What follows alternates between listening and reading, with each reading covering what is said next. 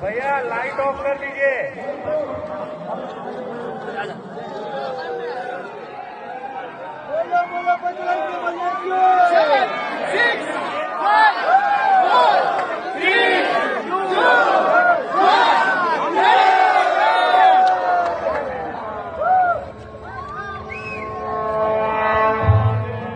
సర్వ మానవాళికి రక్షకుడు, మనకు కొండంత అండగా నిలిచేవాడు, మనసులో తలచిన వెంటనే గుండెల నిండా ధైర్యాన్ని నింపగలిగే మహాయోధుడు, అభయహస్తంతో ఎల్లవేళలా మనల్ని కాపాడే ఆ పవనపుత్రుడి ఇప్పుడు మనసారా స్తుతించుకుంటూ శ్రీ పంచముఖ ఆంజనేయ స్వామిగా అవతారమెత్తిన కథ దృశ్య రూపంలో తిలకిద్దాం రండి.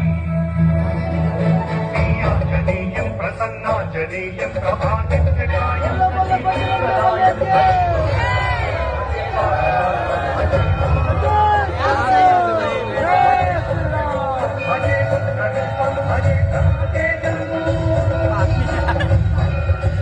అది రామాయణ మహాయుద్ధం శ్రీరామచంద్రుని సారథ్యం వానర సైన్యంతో విజృంభిస్తూ లక్ష్మణస్వామి తనతో పోరాటం చేస్తున్న రావణుడి కుమారుడు ఇంద్రజిత్ తలని బాణంతో ఒక్క వేటుతో వేరు చేశాడు.